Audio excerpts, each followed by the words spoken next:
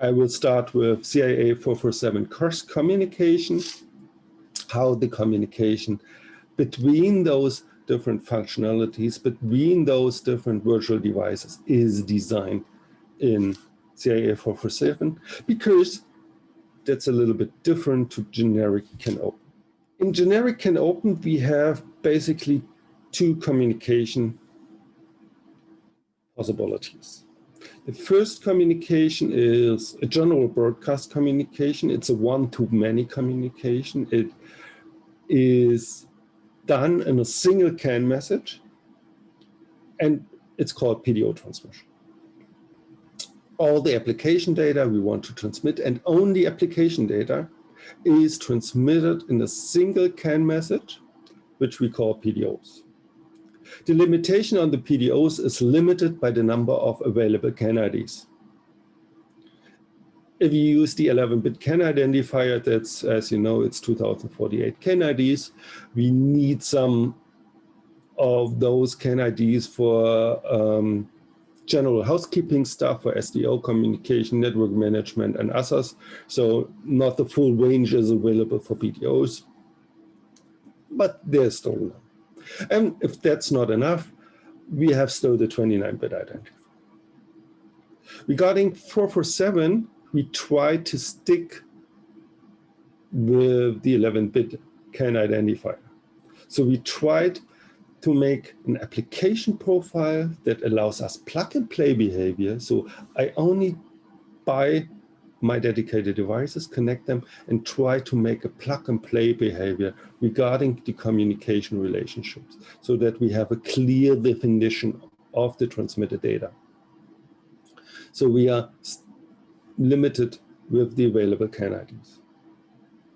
On the other side, we have a direct communication between two individual devices.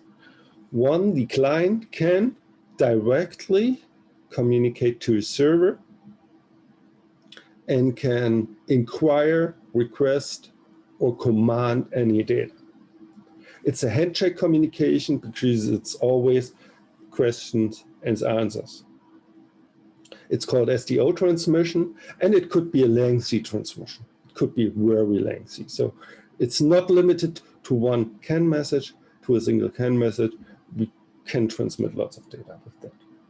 But it's always a one-to-one communication. And the complete object dictionary of the SDO server of the CANopen device is available, is accessible. So everything from the object dictionary can be requested. So we have these two communications, the broadcast and the direct communication. As I said, the process data is limited or is transmitting our application objects. And the SDO communication allows us access to the complete object dictionary. So that's the two basic functionalities provided by CANopen, by generic CANopen.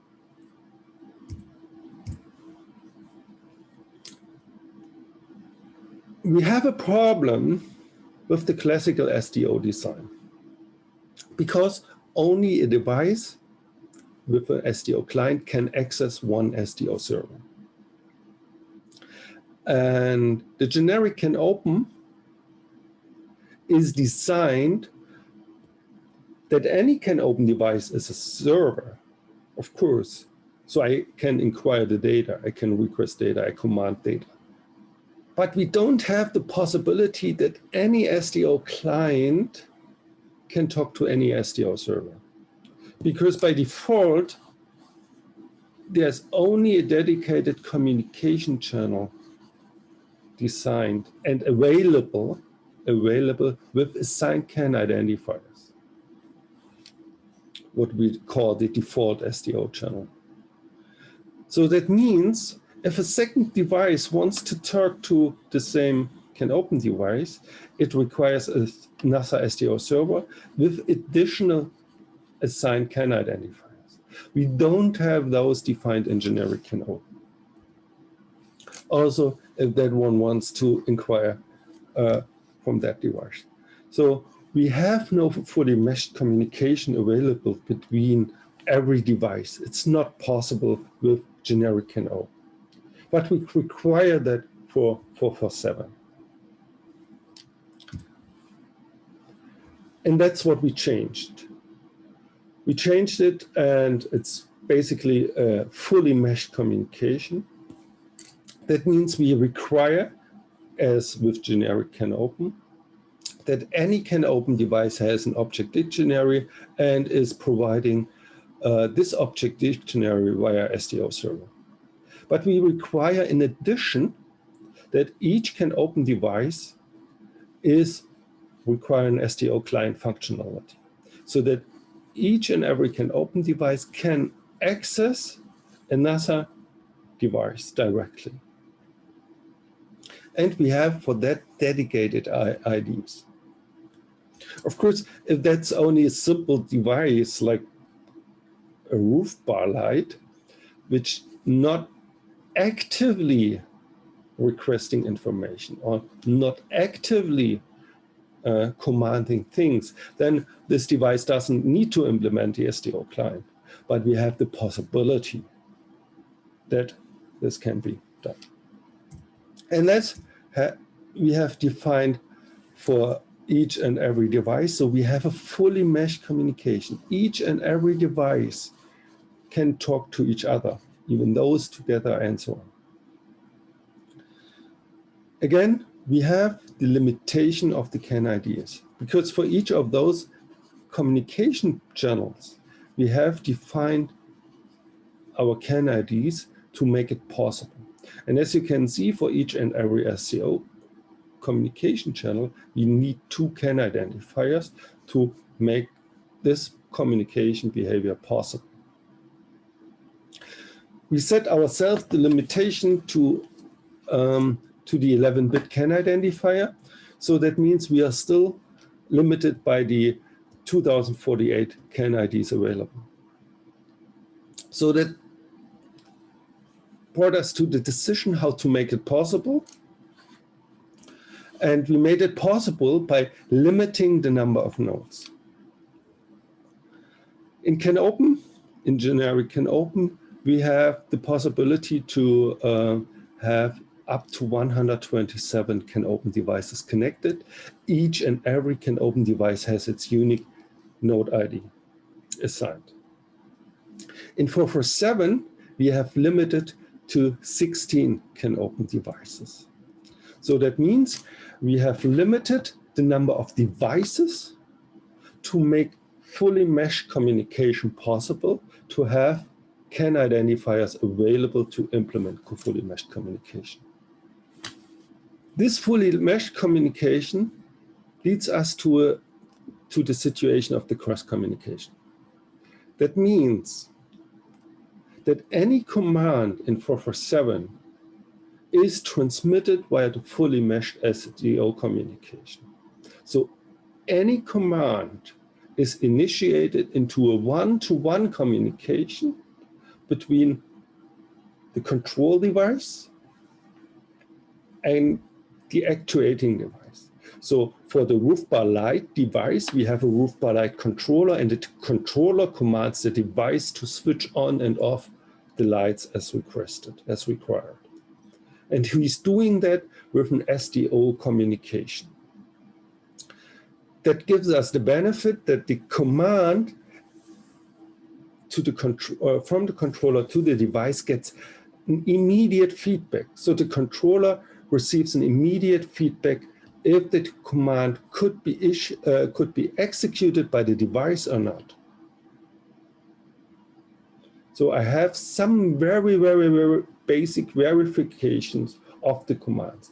And the device can also very basically verify if the command is received from the coding controller, because in the initialization phase, the device can, because it is allowed to have an SDO client, it can actively communicate in the network to any other device. So in the initialization phase, even the roof bar device could scan the network for its associated controllers and can do some additional verification steps, which are not defined, to verify that those two devices are allowed to communicate to each other and that the roof bar light is accepting only commands from this specific controller. So that is possible. So we are using the fully meshed SDO communication to make it possible to issue commands with immediate feedback, and we make it possible that even devices can verify. I know it's only a very basic verification method. It's not high authenticated or whatsoever, but it allows a verification if something is allowed or not. And then the status by the devices is always communicated to each and every device in the broadcast behavior. So we have our PDO communication, and so any device connected in the network is receiving the status of the roof bar light. So I can indicate the information of the roof bar light. I can mirror this status of the roof bar light into any other devices. So that means even the in-vehicle gateway, which is separate from the roof bar controller, the in-vehicle gateway can receive the status, the current state of the in-vehicle of the roof bar light, and mirror it into the MMI. So I have a feedback and visual feedback for the user to see if the light is on or off, or which lights are on, which lights are off, and so on. As I said, we have some generic limitations given by CAN, and we limited ourselves. The limitation, as I said, is that we allow only 16 CANopen devices connected. Because of the fully meshed SDO communication, that means each and every device has virtually 15 SDO clients to be able to talk to 50 other SDO servers. And of course, vice versa, each and every CANopen device of those 16 requires virtually 15 SDO servers that each and every other client is able to communicate with me. That makes us 225 SDO communication channels, all possible, all parallel. And that is basically 450 CAN IDs just for SDO communication. So 450 CAN IDs out of those 2048 different CAN IDs are occupied for this fully meshed SDO communication. I want to remind that this fully meshed SDO communication is in addition to our generic CANopen SDO, to our default SDO server. So we still have our default SDO server available. In terms of PDOs, we have 32 CAN IDs dedicated for the in-vehicle gateway, specifically just for the gateway device, and also 450 CAN IDs for a PDO broadcasted by function, not by device, but by function.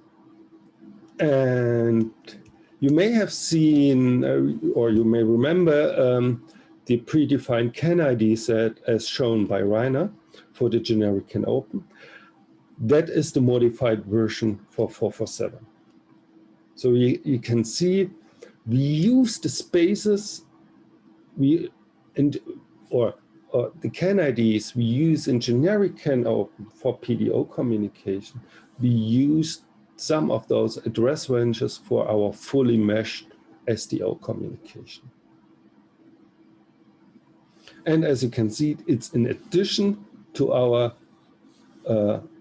generic or to our default SDO server, which of course is also available in 447. So I have my generic SDO server for additional configuration purposes or other things which I want to do. I've shown that already. That is the normal structure as it would be. I have my 447 network. I have my in-vehicle gateway, which has device number 1, node ID 1. And I have my in-vehicle network.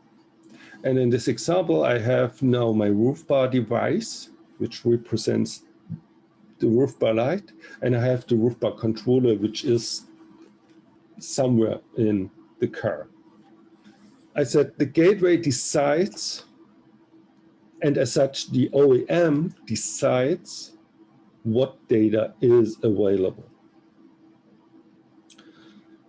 We have lots of different data available from the in-vehicle network, like simple data like if the car is switched on or off, maybe the door status, maybe the light status, illumination level, if the engine is switched on or off, and so on, and depending on the different requirements. The OEM decides what is made available from the in-kernel car to the other devices. The gateway does also do general management functions. I said we also do power management. So the gateway is responsible for the power management. So the gateway decides if we go to sleep or not.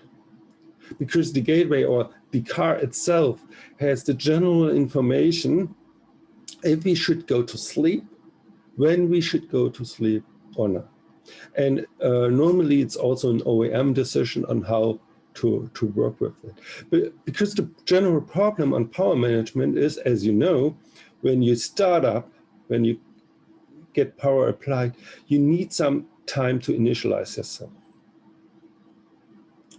And a car is, yeah, you don't want to have initialization times. So like when you go into a car, especially in a blue light vehicle, and you want to switch on your blue light, it's not, oh, hey, wait, we need to boot up first. So the blue light needs to be switched on immediately. And so power management is a complicated issue, and how to make the general things around it. The gateway is also responsible for the node ID management, I would say, as we call it, LSS, layer setting services. Of course, the system designer can also provide node IDs in a fixed form, so he can assign the node IDs to dedicated devices as a fixed ID, but the preferred way is to do LSS, because the node IDs actually doesn't matter anymore. Because any device can be identified, we have fully mesh communication, so the devices can inquire around. And the problem is, the car could be in service, devices could be switched by some kind of service personnel which doesn't have any knowledge about CANopen, which doesn't have any knowledge about 447, because for them really it's a plug and play system. It's a little bit different for the system integrator. He still needs to apply certain stuff, but for service personnel, it must be plug and play. And so it's a general better idea to implement LSS. And of course, the gateway is also providing management functionalities for general network management. So all those things is still in the part of the gateway, and as such, also in the decision of the OEM. We have seen before, we have a number of different virtual devices, and we have identified those virtual devices depending on the functions, and we have not defined on how those virtual functions, virtual devices are implemented in dedicated physical devices. It could be a single device, it could be a complete device with lots of functionalities. That's a market decision, that's a decision of the providers of the devices, what they implement where and what is simply provided as well. So the question is, how does the roof bar light controller, for example, finds its roof bar light? After powering up, I have some kind of boot up initialization and all those kind of things, so the application needs to be initialized.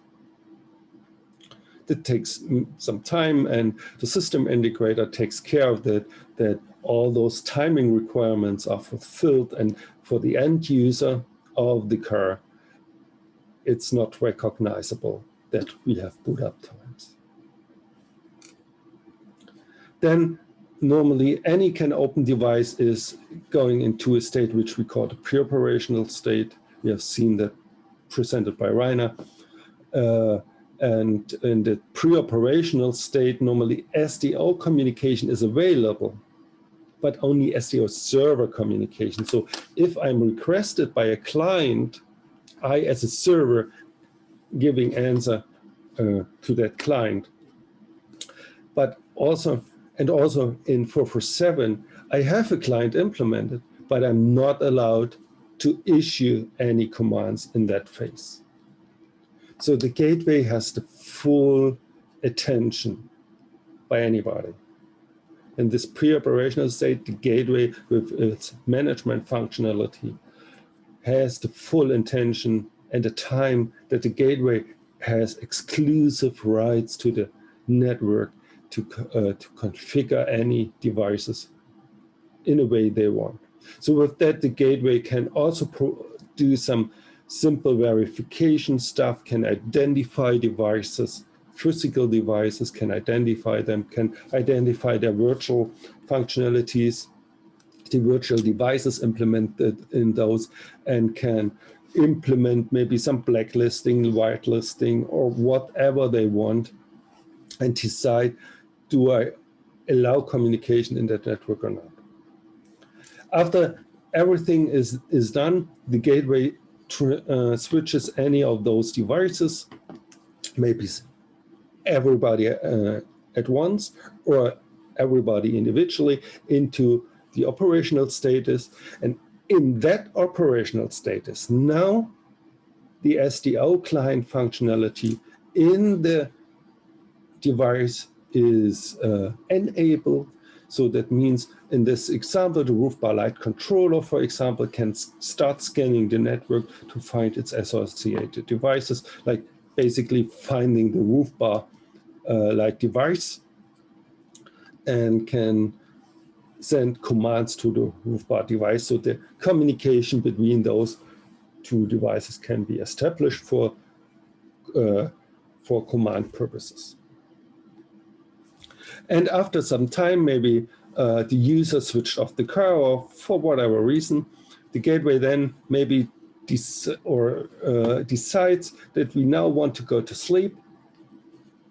So he can issue prepare to sleep to all the devices, and we want to go now to sleep to conserve energy.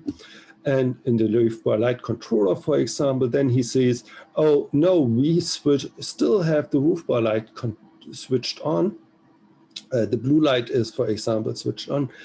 We should not switch to sleep. We should not switch off. So he may object those requests, and so the function can now go on.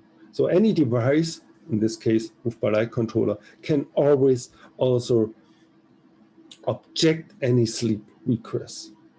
And then, of course, there's a system designer decision on how to handle such objection requests, like in a blue light situation. He respects those objections. For other devices, he may not accept those objections and request that we go to sleep anyway. And then, for example, here our roof bar light. Again, I said the color is application specific. We have the status transmitted in PDOs. As we can see here, we have a number of PDOs associated, PDO number 73, where the CAN ID depends on the node ID. which is assigned via LSS. We have a NASA PDO 74 again. And here we have all the information transmitted, the status of the main light beacon, of additional light beacons, of the rear flasher. Maybe the Rufbar light has a direction indicator as well, has a search lamp, has additional light beacons, has we can even have inquired the status on the local voltage, if it's maybe the voltage is too low, too high, or as requested. So we are receiving all the status of the devices via PDO, and control is only allowed via dedicated SDO communication. And that we have defined for lots of those devices, even for the radio device. We have the status transmitted in the PDO, commands are received via SDO. So we have the status, like if the device has an error, or if the radio power is off, or the radio power in general, if transmit push to talk is activated, and all these kind of things. And controlled, the commands, so the device is controlled by the radio controller with the command transmitted via SDO. So we can control our radio.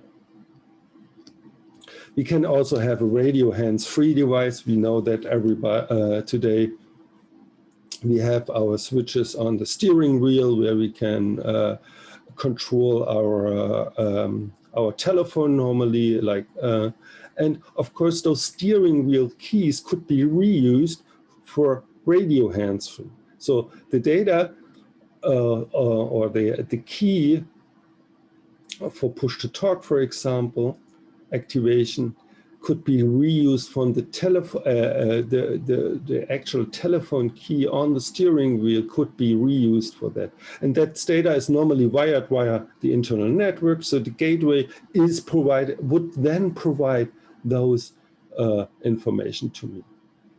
So that means the radio controller can receive the data of a hands-free device if the key is pressed or not, and then can command the radio to enable push to talk or not. And yeah, we have again for GPS device, we have the GPS could be a device which is already available in the car. So the data is maybe provided via the gateway, or we have a dedicated GPS device and the status is transmitted in a PDO, which is basically latitude and longitude. Or the other data may be transmitted in PDOs by configuration. So it's a system designer decision, but the GPS cannot be controlled. We have no specific commands for the GPS device. So the GPS device gives us only the current position, the number of satellites he sees, he's linked to, the general status, maybe date, velocity heading, altitude, and accuracy information. Yeah, and then that's about the cross communication, which is a little bit different to generic CANopen, dedicated for that specific use case.